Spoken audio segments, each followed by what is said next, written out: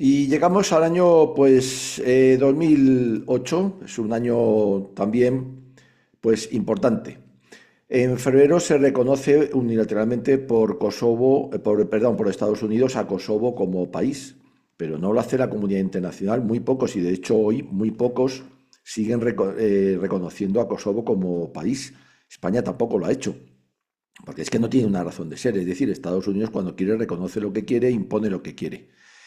Moscú entonces pues vuelve a proponer una nueva arquitectura, digamos, de seguridad paneuropea, está preocupado, está viendo lo que se está haciendo y bueno, vuelve a, digamos, ofrecer la mano.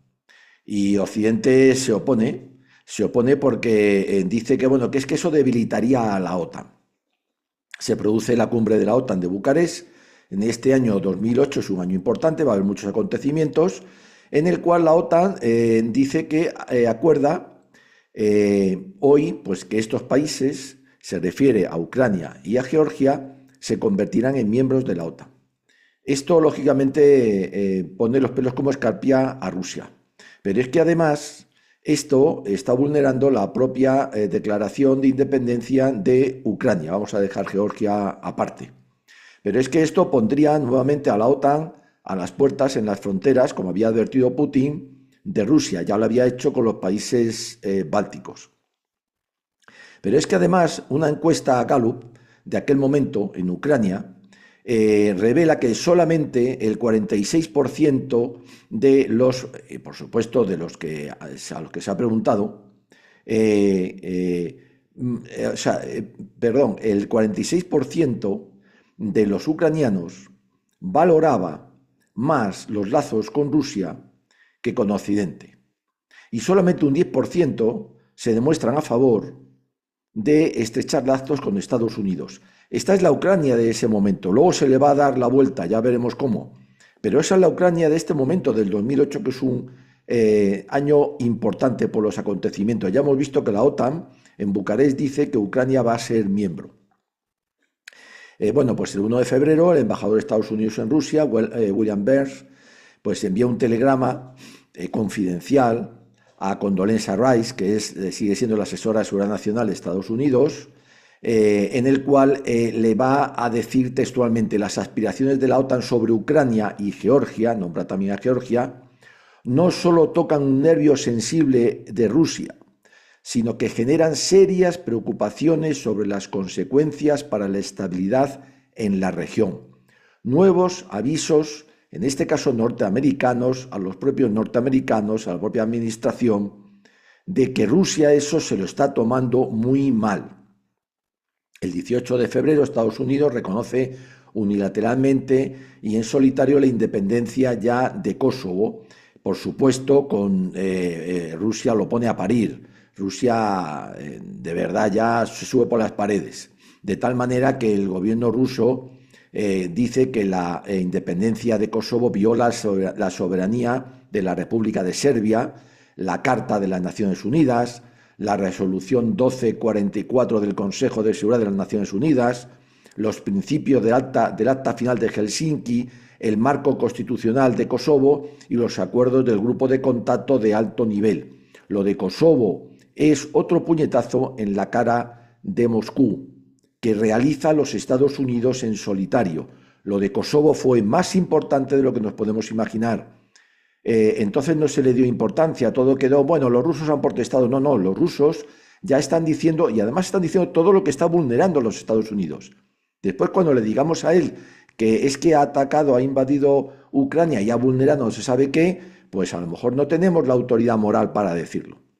El 3 de abril, la OTAN declara que Ucrania se convertirá en miembro de la OTAN.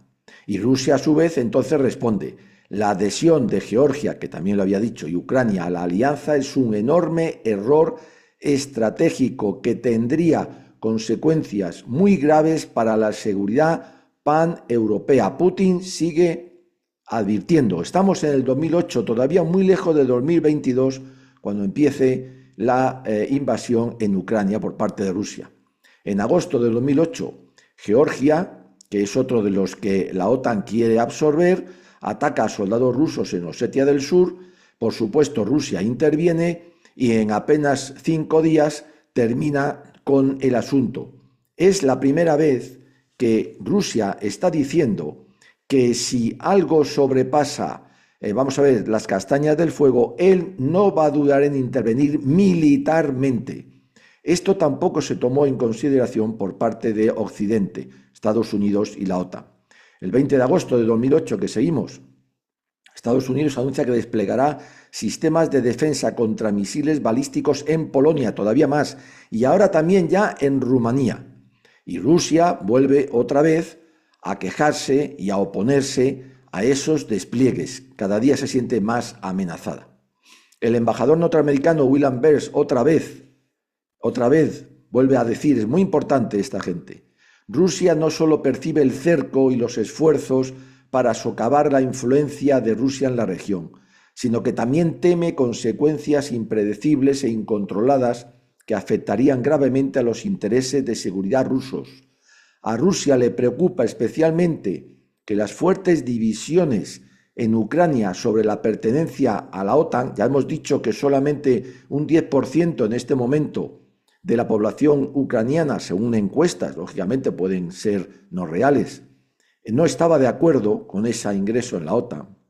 Con gran parte de la comunidad étnica rusa en contra de la adhesión, es que fundamentalmente, claro, también la parte del Donbass, por supuesto que se oponía, puedan conducir a una división importante que implique violencia o, en el peor de los casos, una guerra civil. Rusia está advirtiendo, cuidado. En esa eventualidad Rusia tendría que decidir si interviene, una decisión a la que Rusia no quiere tener que enfrentarse. La entrada de Ucrania en la OTAN, sigue Putin, es la más importante de todas las líneas rojas para la élite, sigue el embajador, para la élite rusa. Todavía no he encontrado a nadie que vea a Ucrania en la OTAN como algo más que un desafío directo a los intereses rusos. La Rusia de hoy, dice el embajador norteamericano, responderá. Estamos en el 2008, todavía hay tiempo, no tiene por qué empezar una guerra. Rusia sigue advirtiendo, se sigue sintiendo cada vez más amenazada. En este caso es el embajador norteamericano que conoce Rusia, está allí, es su misión, es su obligación, es su deber, y advierte a su presidente, advierte a su administración, cuidado, cuidado, cuidado. El embajador británico en Moscú fue estúpido en todos los niveles. Si quieres iniciar una guerra con Rusia, esa es la mejor manera de hacerlo. ¿El qué? Metiendo a Ucrania en la OTAN. Nueva advertencia, también de un occidental, embajador británico. Ahora, Fiona Hill, asesora adjunta al presidente de los Estados Unidos, advierte a Bush, es uno de los varios asesores, acercar a Ucrania y Georgia a la OTAN como un movimiento provocador que probablemente provocaría una acción militar rusa preventiva. Lo dijo, se lo advirtió, está diciendo, yo lo advertí también a Bush, pero al final nuestras advertencias no fueron escuchadas, dice. Es más, Angela Merkel, alemana, dice que la entrada de Ucrania en la OTAN, dice, Rusia vería esto como una declaración de guerra. Todo esto hoy se ha olvidado y es importante, yo he querido rebuscarlo y vuelvo a buscar otra vez. Estamos en el 2008, había mucho tiempo todavía por delante para que llegara la guerra. Pasamos al 2010.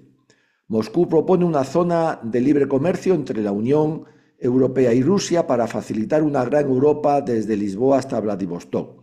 La Unión Europea lo descarta, tachándolo de siniestro complot para dividir a Occidente. Rusia es la tercera vez que extiende la mano a Europa. ¿Para qué? Se siente europea. 98% de la población rusa vive en la parte rusa que está pegando a Europa, que es Europa. El resto de Asia está prácticamente vacío.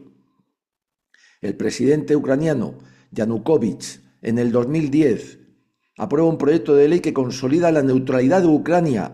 Esto es importante también. La intención de convertirse en un Estado permanentemente neutral que no participe en bloques militares. Lo que está haciendo Yanukovych desde el 2010, es el nuevo presidente elegido democráticamente, es hacer todo lo posible por mantenerse neutral, que es lo que figura en el nacimiento de Ucrania. Es muy importante. Hasta este momento, cuando después se esgrime el memorándum de Budapest, Rusia no ha violado nada, no ha vulnerado nada. Quien lo está vulnerando es Occidente, una y otra vez con esa expansión de la OTAN y con ese querer meter a la fuerza a Ucrania prácticamente, porque ya hemos visto que en estos momentos todavía la población ucraniana no está por la labor. 2013, damos otro salto, 3 años, la Unión Europea presiona a Ucrania para que abandone su postura neutral y ofrece en su lugar lo que llama la zona de libre comercio amplia y profunda. Todo un ultimátum para que elija entre Occidente o Rusia. Rusia responde a este ofrecimiento que hace la Unión Europea a Ucrania con un acuerdo a su vez trilateral entre la Unión Europea, Ucrania y Rusia, que la Unión Europea rechaza de plano, diciendo: los tiempos de la soberanía limitada han terminado en Europa. La agresividad occidental es latente, es patente, no se puede negar. Rusia ha vuelto a ofrecer otra posibilidad más de entente cordiales, de entendimiento. ¿Por qué no nos unimos la Unión Europea, Ucrania y Rusia en un espacio común de comercio y por lo tanto de amistad? Se la ha rechazado. Bueno, pues una declaración de Hillary Clinton. Bueno, esta mujer ya sabemos, estamos en el 2013. Cuando oye hablar de esta trilateral entre Ucrania, la Unión Europea y Rusia, dice, no se corta un pelo: estamos tratando los norteamericanos de encontrar formas efectivas de frenarla o de prevenirla. Está claro lo que se quiere. Y pasamos al fundamental año 2014. Este es un año en el que todo va a cuajar, todo se va a disparar. Vamos a ir viéndolo. 28 de enero, la secretaria de Estado adjunta de los Estados Unidos, Victoria Nuland, y el embajador estadounidense Jeffrey Paint planean el cambio de régimen en Ucrania. Se intercepta una llamada telefónica entre ellos que publicó YouTube el 7 de febrero. En ella dice Nuland muy clara: Biden está dispuesto ¿a qué? Pues a ayudar a cerrar un acuerdo por el cual Ucrania entre en la OTAN. En febrero se produce el golpe de Estado de Maidán, que ha sido promovido por Nuland. Nuland ha dicho: Biden está dispuesto ¿a qué? A provocar esto que vamos a ver ahora, el Euromaidan. El Euromaidan es una revuelta que se supone que es popular, pero ni mucho menos. Está apoyado por los Estados Unidos. Se va a derrocar al gobierno de Yanukovych, que había sido elegido democráticamente, legalmente, en unas elecciones, y entonces surge la famosa frase de Nuland, aquello de que se joda la Unión Europea, cuando está hablando con el embajador norteamericano. Es una conversación que también se filtra. En el 21 de febrero, los gobiernos de Ucrania, Polonia, Francia y Alemania llegan a un acuerdo sobre la resolución de la crisis política en Ucrania y convocan nuevas elecciones para finales del año. Sin embargo, los radicales ucranianos y otros grupos armados exigen la dimisión inmediata de Yanukovych, toman el control de edificios gubernamentales. Estamos ante un golpe de Estado, no ante una revolución. Y el Parlamento despoja inmediatamente a Yanukovych sus poderes, el cual encima tiene que huir, porque si no se lo cargan, ¿dónde? Pues a Moscú. Es que no le queda otra. No es que fuera prorruso, era pro-neutralidad, pero desde luego no se va a refugiar en donde piense que a lo mejor también lo van a volver a entregar, que sería en Occidente, a Kiev. Se va a Rusia. Estados Unidos el 22 de febrero aprueba enseguida el cambio de régimen, y en marzo, ¿cómo responde Rusia a todo esto que está viendo que está ocurriendo, a ese despojar a un presidente democrático del poder simplemente porque se quiere declarar neutral? Lo hemos visto también ahora en Rumanía, ¿verdad? ¿Nos suena ya de algo? Pues muy sencillo. Rusia entonces responde y se anexiona Crimea. Entran sus fuerzas en Crimea y se la anexionan. En Crimea, además de haber mayoritariamente la población, como en el Donbass, en un 70%, aquí en Crimea, en el Donbass es un 98%, es rusa, netamente rusa, y se siente rusa, pero es que está la base naval de Sebastopol, que allí seguía y que para Rusia es importante. Claro, pero fíjense qué detalle, se produce esa anexión y aproximadamente el 75% del personal naval ucraniano que está en Crimea y que está en esa zona y en Sebastopol, ¿a dónde deserta? Pues deserta hacia Rusia y se queda con la Crimea rusa desde ese momento. Rusia enseguida organiza un referéndum por el cual, claro, lo gana, lógicamente es un referéndum, vamos a decir también un poco fantasma, por el cual, como allí todos son rusos, prácticamente el 70%, pues los de Crimea se declaran partidarios de seguir perteneciendo a Rusia. Y Putin, de paso, que hace este movimiento, pues califica al Euromaidan de golpe de Estado. Y dice textualmente, los que estaban detrás de los últimos acontecimientos en Ucrania tenían una agenda diferente, estaban preparando otra toma del poder, querían hacerse con el poder y no se detendrían ante nada. Recurrieron al terror, al asesinato y a los disturbios. Eso fue el Euromaidan, lo mismo por televisión. La Duma rusa entonces vota a favor de que Crimea pertenezca ya a la Federación Rusa, como está claro, y que lo hace Putin cuando se le achaca que eso es ilegal. Dice, bueno, lo mismo que han hecho ustedes, señores norteamericanos, con Kosovo. Y claro, se la tira bien. Estados Unidos rechaza el referéndum en Crimea. Bueno, es normal. Y Barack Obama, de todas maneras, no tiene otra cosa que hacer el 25 de marzo, apenas 3 días después, que públicamente burlarse de Rusia y dice que Rusia, como potencia regional que amenaza a algunos de sus vecinos inmediatos, no por su fuerza, sino por su debilidad, no vale para nada. Bueno, eso es una imprudencia también. Viene entonces algo importante. Aquí todos se han tirado los trastos a la cabeza, pero si hemos visto los incumplimientos cuando se achaca a Rusia de que invadiendo Crimea y anexionándose Crimea ha roto la soberanía ucraniana y ha roto su integridad territorial y por lo tanto ha vulnerado el memorándum de Budapest, puede que sea verdad, pero ya hemos visto la cantidad de veces que antes Estados Unidos y la OTAN han vulnerado todas las promesas y también todo lo que se había firmado con Rusia. Bueno, pues entonces hay una entente. Ven que la cosa se está disparando y se produce el 5 de septiembre la firma de los primeros acuerdos de Minsk. Va a haber varios. ¿Entre quién? Entre Kiev y Moscú. ¿Quién supervisa? Pues Angela Merkel, por parte de Alemania, que está presente, Hollande, por parte de Francia, que está presente, y a un delegado de la CESCE, de la Conferencia de Seguridad Europea. Bueno, ¿y qué es lo que ahí se acuerda? Pues lo que se acuerda, con lo que se conforma además Putin, es que el Donbass, dentro de Ucrania, pero con una, digamos, autonomía, como decimos aquí, con un régimen autónomo, que pueda elegir de una manera autónoma, tomar una serie de decisiones, y aquí paz y después gloria. Bueno, después hemos sabido, por confesión voluntaria y pública de Merkel y de Poroshenko, que es el presidente que firma por parte de Ucrania. Luego, a confesión de parte relevo de pruebas, no hace falta más pruebas. Después han dicho los dos y han reconocido que este acuerdo de Minsk I se firmó con la decisión de incumplirlo, porque lo que ocurría era que querían ganar tiempo, querían calmar a Putin de alguna manera, darle seguridades, calmar tiempo, ganar tiempo, ¿para qué? Para armarse, para preparar a Ucrania para una guerra en el caso en el que Putin, Rusia, decidieran dar el paso adelante.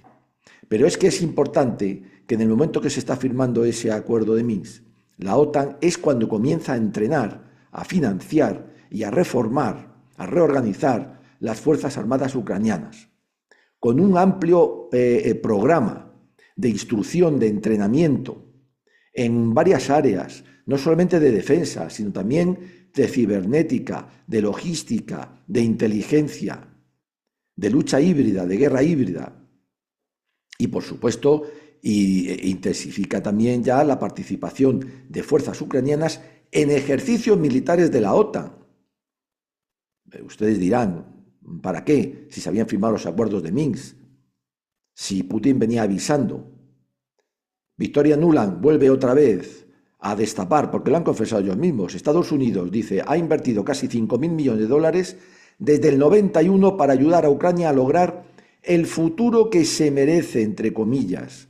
Es decir, está reconociendo en el año 2014 que desde el 91, cuando James Baker le hace esa promesa verbal a Gorbachev de que la OTAN no se expandirá hacia el este, ya está gastando dinero en Ucrania, ya ha puesto sus ojos en Ucrania, que es la punta de lanza de la OTAN hacia el este en contra de Rusia. Claro, es importante esto, ¿o no? Pues sí, claro. Yanukovych, que todavía es presidente, unos días antes de irse para Rusia, reconoce que el golpe a lo que le está haciendo a él, el Euromaidan, es el golpe de Estado más abierto de la historia. Bueno, pues es donde estamos. Es decir, todo eso ocurre en el año 2014. ¿Y cómo responde Putin? Putin lo va a decir después sobre estos acuerdos de Minsk. Textualmente, nos engañaron una y otra vez.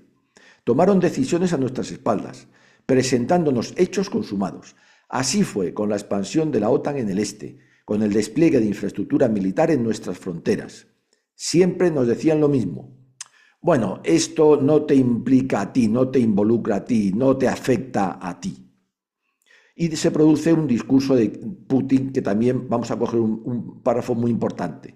Después de la revolución, los bolcheviques, por una serie de razones que Dios los juzgue, dice, agregaron grandes secciones del sur histórico de Rusia a la República de Ucrania. Se refiere al Donbass. Efectivamente, tiene razón, eso era netamente ruso. No se sabe por qué los soviéticos se lo entregan a Ucrania con su independencia.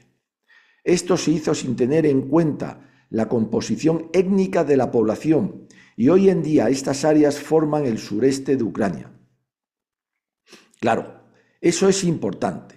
Y sigue, luego en el 54 se tomó la decisión de transferir la región de Crimea a Ucrania junto con Sebastopol, a pesar de que era una ciudad rusa. Esta fue una iniciativa personal del jefe del Partido Comunista, Khrushchev.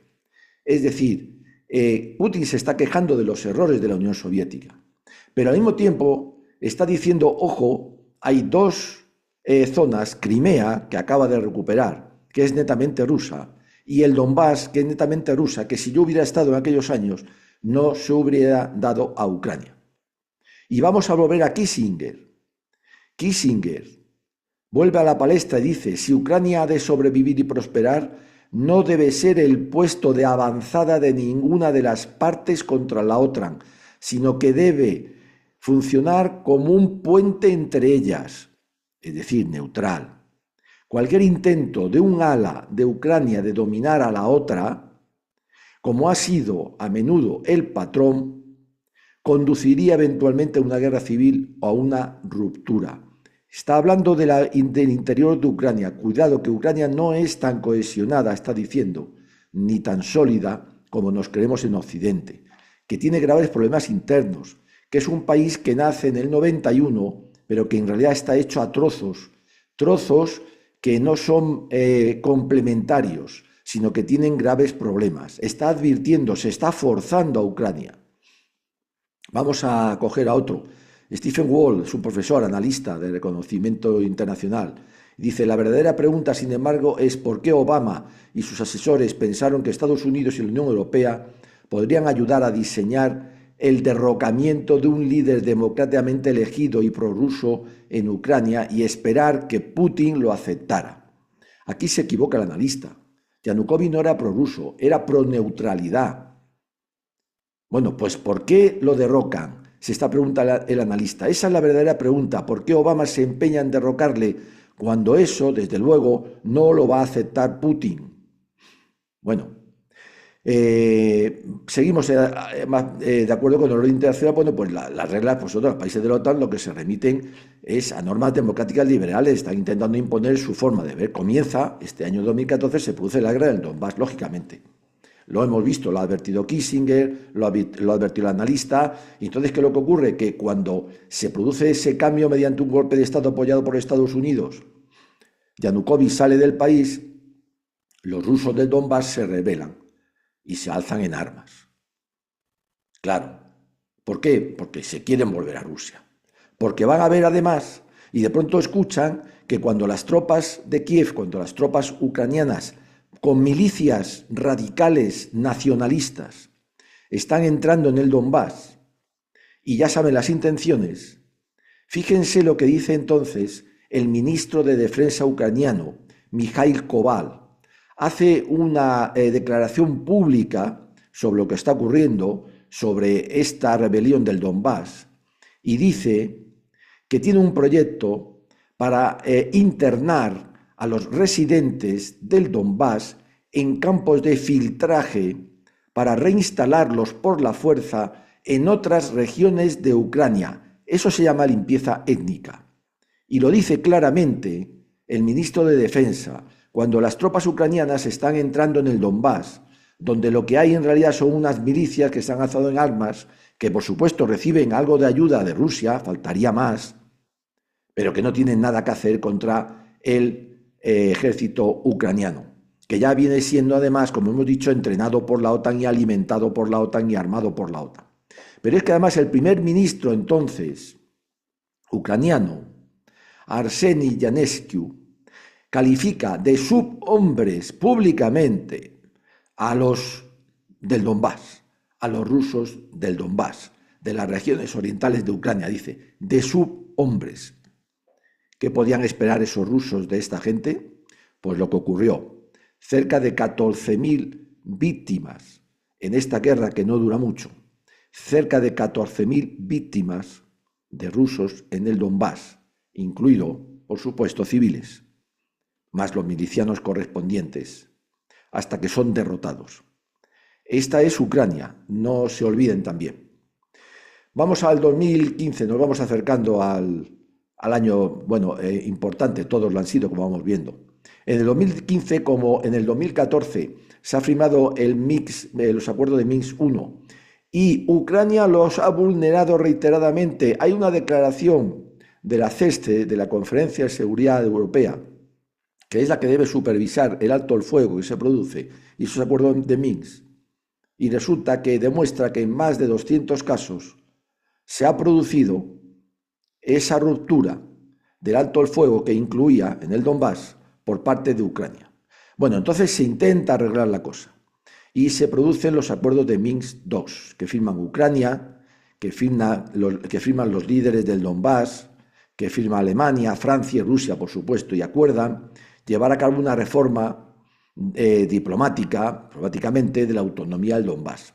El acuerdo recibió el apoyo unánime de la resolución 2202 del Consejo de Seguridad de la ONU el febrero del 15. Y Merkel reconocería nuevamente que todo eso no era nada más que una trampa, un engaño para seguir rearmando a Ucrania.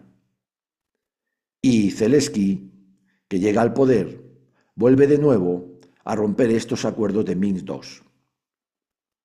Aquí tenemos a Gorbachov, ahora ya mayor, que ante lo que está ocurriendo hace una declaración en la cual dice que la expansión de la OTAN hacia el este ha destruido la arquitectura de seguridad europea tal y como se definió en el acta final de Helsinki en el 75. ¿Se acuerdan? Quise empezar con el año 75, un año importante, Helsinki. Gorbachov, que estuvo allí, dice que esa expansión de la OTAN la ha roto.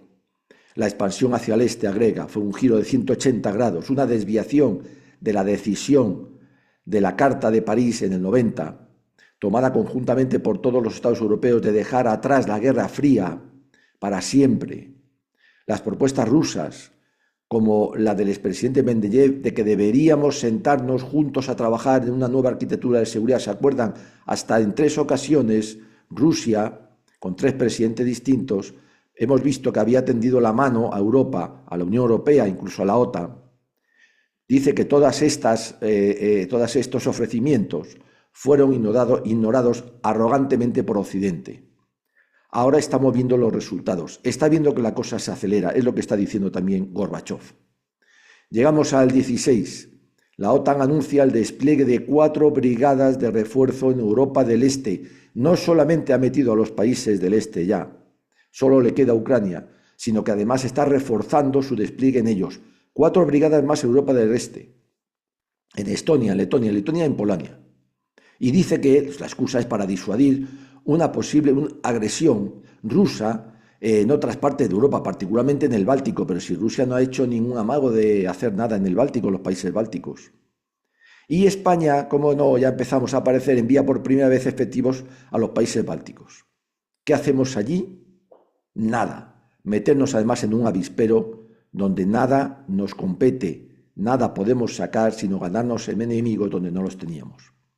Pero es que en el 2016 la OTAN sigue con sus planes de afianzar el poderío militar ucraniano, intensifica esos planes de los que hemos hablado. Fíjense que estamos con Minsk 2. Bueno, pues ya se está incumpliendo. 2017, Estados Unidos despliega 2 brigadas acorazadas más todavía. Y el Parlamento ucraniano aprobó una ley según la cual la incorporación a la OTAN pasaba a ser prioridad de Ucrania en política exterior. Bueno, ¿se acuerdan la declaración de independencia por la cual, vigente en este 2017, Ucrania iba a ser un país neutral y no iba a participar en ninguna alianza militar? Pues ahí lo tienen, claro.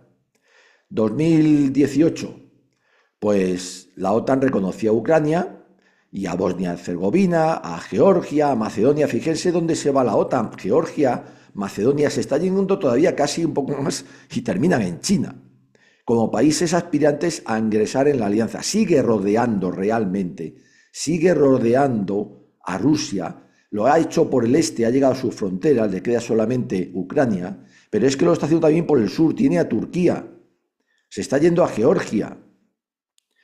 2019. En febrero, Estados Unidos se retira unilateralmente del Tratado sobre Fuerzas Nucleares de Alcance Intermedio. Rusia critica duramente la retirada como un acto destructivo que ha alimentado los riesgos para la seguridad. Y Rusia exige a Estados Unidos no colocar misiles en Ucrania como lo había hecho en Polonia y Rumanía. Estados Unidos se niega a darle seguridades. 2020. Lituania, Polonia y Ucrania firman la denominada iniciativa Triángulo de Lublin, con la que se comprometían a una mayor cooperación entre los 3 países, principalmente a favorecer la integración de Ucrania en la UE y en la OTAN. Sigue todo la misma ruta. El 2021, un año importante, claro, cómo no. El Parlamento Europeo pues aprueba una resolución en la que se pide una nueva estrategia hacia Rusia enfocada a apoyar a la sociedad civil rusa para promover valores democráticos, el Estado de Derecho, las libertades fundamentales, los derechos humanos, en fin, todas esas cosas que aquí nos gustan tanto. Así como a promover que la Unión Europea y sus Estados miembros revisen de forma crítica la cooperación con Rusia en diversos aspectos de política exterior. Especialmente, fíjense, en el 21 se cita impedir el funcionamiento del gasoducto Nord Stream 2. Rusia, claro, lo considera inaceptable y una injerencia en sus asuntos internos. ¿Se han dado cuenta cómo le han dado la vuelta a la tortilla en Ucrania mediante una revolución de color, después el Euromaidan, todo muy democrático, la gente del pueblo? Fíjense lo que el Parlamento Europeo dice aquí públicamente, que hay que incitar a la población rusa, en definitiva, ¿a qué? A hacer una revolución de color, un Euromaidan, a rebelarse contra quién, contra Putin y demás, para atraérselo. Y ya citan por primera vez impedir que funcione el gasoducto Nord Stream 2, que ya veremos que en el 22 va a ser rápidamente volado, saboteado, en un acto terrorista posiblemente de Estados Unidos, por supuesto, con ayuda ucraniana, y se dijo de Noruega, nada más empezar la guerra. Luego la cosa también venía de antes. El 24 de marzo de este 21, Zelensky, que ya está en el poder, firma un decreto para reconquistar Crimea, dice, ordenando de inmediato el acercamiento de las fuerzas militares a aquella región. La OTAN incrementa de inmediato y rápidamente su presencia tanto en el Mar Negro como en el Mar Báltico del norte, incluidos vuelos de cazas y aviones de vigilancia electrónica en el límite de las fronteras rusas. ¿Quién amenaza a quién? Claro, el 14 de junio, poco después, la cumbre de la OTAN en Bruselas, la alianza vuelve a confirmar su intención de ampliarse a Ucrania.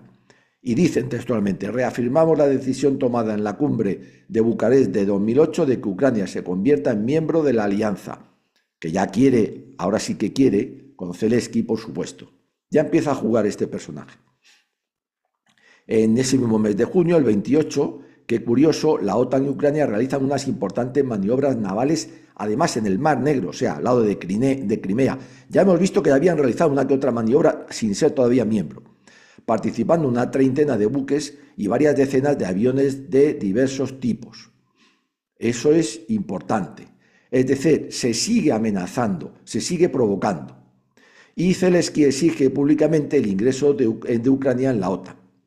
Putin, por supuesto, pone el grito en el cielo. Nuevamente, está avisando.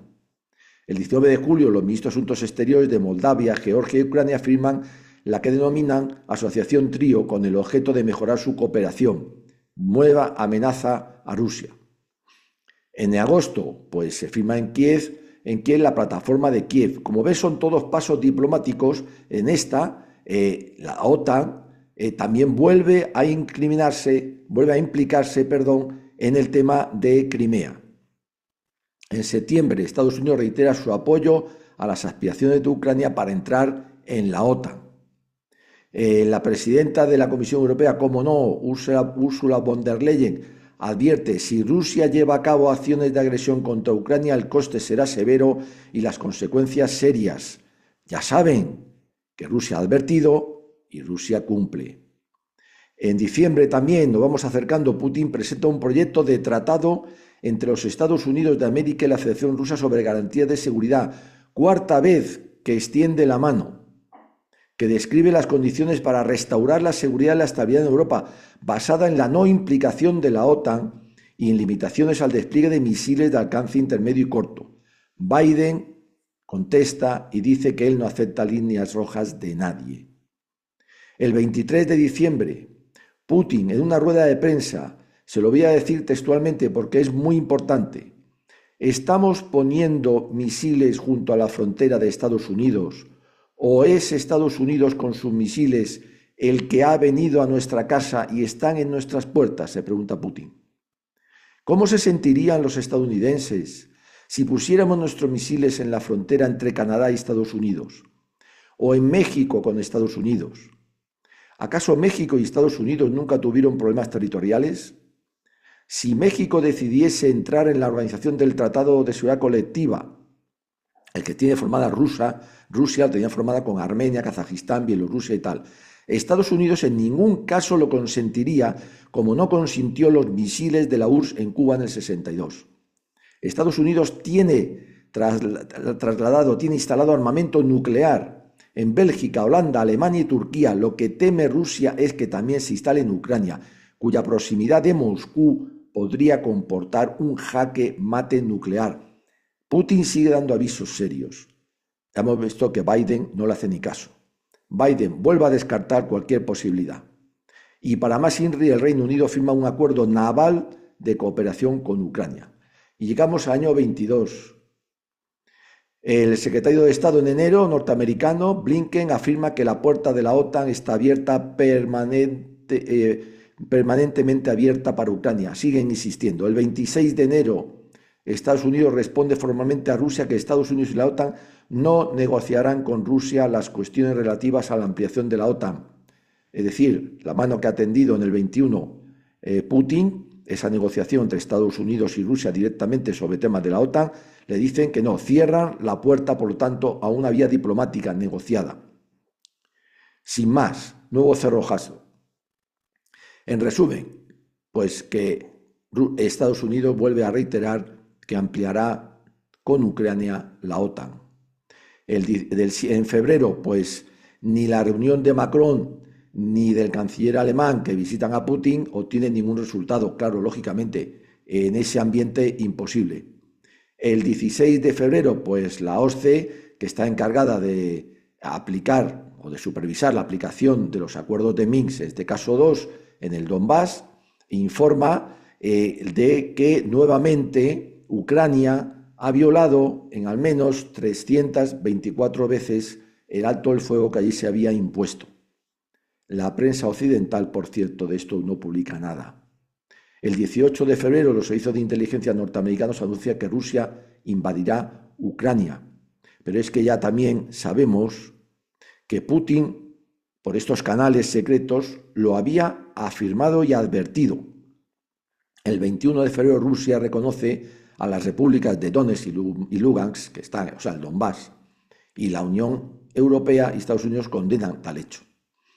El 21 de febrero, en una reunión del Consejo de Seguridad ruso, el ministro de Asuntos Exteriores, Lavrov, pues da cuenta de la negativa estadounidense a negociar ese acuerdo. El 22 de febrero, Alemania suspende la certificación del gasoducto Nord Stream 2. y el 24 de febrero Rusia invade, entra ya en Ucrania. Y Putin advierte que si cualquier país se entrometía, se enfrentaría a consecuencias que nunca se habían visto antes en la historia. Y Zelensky responde solicitando el ingreso inmediato de Ucrania en la OTAN. Y vamos a citar aquí un discurso de Putin que creemos que también es muy importante. Dice Putin: escuchen atentamente lo que estoy diciendo. Está escrito en las doctrinas de Ucrania que quiere recuperar Crimea por la fuerza si es necesario. Esto no es lo que dicen los funcionarios ucranianos en público. Esto está escrito en sus documentos. Imaginemos que Ucrania es un país de la OTAN y comienza esas operaciones militares. ¿Qué se supone que debemos hacer? Luchar contra el bloque de la OTAN, porque claro, lo que está diciendo Putin es que si Ucrania pertenece a la OTAN y está dispuesta a recuperar por la fuerza Crimea, lógicamente si lo hace, entonces será una guerra directa. ¿Entre qué? Entre Rusia, pero ya no entre Ucrania, y la OTAN. ¿Alguien ha pensado al menos esto? Parece que no. Es un hecho que durante los últimos 30 años hemos intentado pacientemente llegar a un acuerdo con los principales países de la OTAN sobre los principios de una seguridad igual e indivisible en Europa.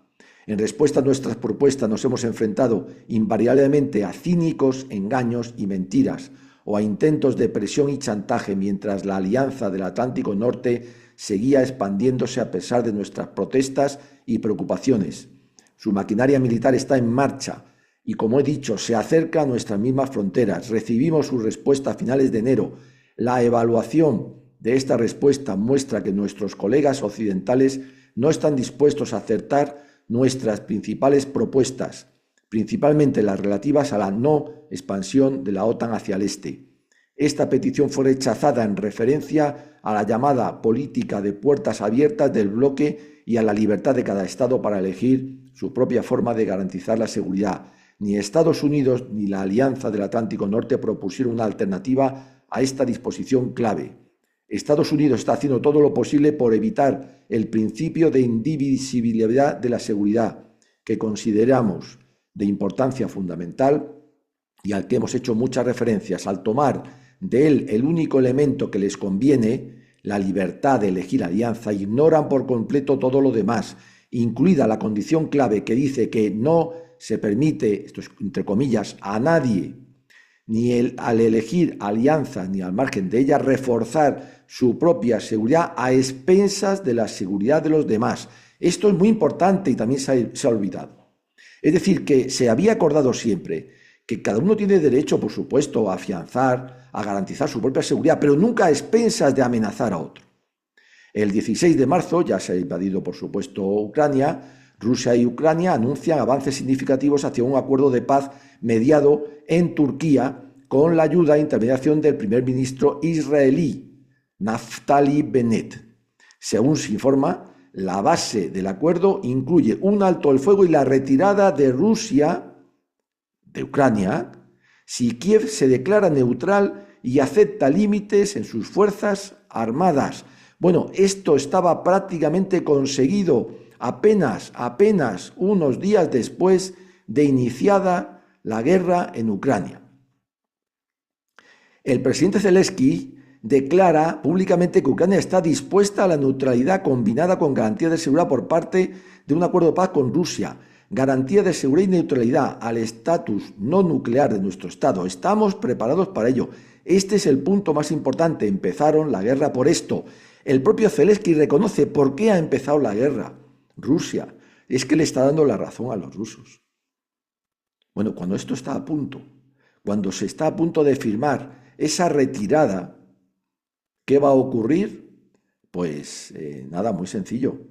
Que Boris Johnson, el inglés, aquel loco, llega unos días después a Kiev y lo desmonta todo. Lo desmonta todo. Convence a Zelensky de que no firme, de que va a ganar la guerra, de que no tiene problema, que le van a dar todo el apoyo del mundo, de que va a ganar la guerra. Y entonces Zelensky se retrata de lo que ha dicho, se retrata de estar de acuerdo en firmar. Ahí Rusia se habría retirado de Ucrania simplemente con garantizar una autonomía para el Donbass y con que Ucrania permaneciera neutral y limitara su esfuerzo militar, por supuesto, y Boris Johnson, por mandato de los Estados Unidos, echa todo a perder y la guerra sigue. Y la guerra sigue hasta hoy, donde al final se va a tener que negociar. Ese es el problema. Aquí lo dejamos. Se podrían decir muchas cosas más, pero yo creo que han sido suficientes. Vamos a dejarlo aquí. Así se llegó a una guerra que nunca debió existir. Yo creo que la provocación de uno puso al otro entre la espada y la pared y este, pues en esta ocasión, respondió, porque también yo creo que tenía derecho. Cuando jugamos en el tema internacional, debemos recordar que solamente hay intereses, que no hay amigos ni enemigos, ni estos son realmente duraderos, pueden cambiar, que juegan los intereses, pero que también esos intereses tienen que ser legítimos, que tenemos que velar por la convivencia en lo individual como en lo colectivo, y eso se hace siempre con el respeto al otro, y aunque tengas derecho a algo, no lo hagas y el otro se va a sentir amenazado si no es una cosa esencial, lógicamente. Yo siempre pongo un ejemplo. Pues miren, puedo que yo tengo derecho a ir con un maletín cargado de billetes que se salen por fuera por el Retiro de Madrid a las 3 de la madrugada. Tengo todo el derecho, es un parque público y yo tengo el derecho, soy un ciudadano libre que puedo circular por ahí, pero ¿saben qué le digo? No es prudente. No es prudente porque puedo atraer a alguien que me pegue un palo y me quite el dinero. Luego que no me queje. Claro, una chica guapa pues puede ir con una super minifalda, estas que van ahora en verano, y enseñando prácticamente las pechugas. Pues tengo el derecho del mundo, puedo ir por la calle a las 4 de la madrugada, por cualquier sitio, por cualquiera, un callejón. Pero no es prudente, no es prudente. En relaciones internacionales es lo mismo. Yo tengo derecho a mantener mi seguridad, mi soberanía, etcétera, pero si tengo al lado a una superpotencia como es Rusia, pues hombre, vamos a hacer, no es prudente, ¿para qué quiero entrar en una alianza militar? Si yo estoy aquí bien, si me va a respetar, firmo un acuerdo con uno, firmo un acuerdo con el otro y aquí sigo. Por ejemplo, eso ha hecho Suiza, por ejemplo, eso ha hecho Austria, que no se ha metido en la OTAN. Y ahí siguen, no hay ningún problema.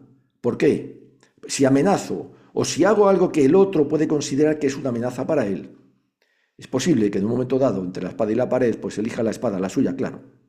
Y así está el asunto. Lo dejamos aquí. Mucho más se podría decir, pero creo que es suficiente. Perdone por haberme alargado. No me gusta hacer lupas tan largas. En cualquier caso, gracias por seguirnos. Españoles, viva siempre España.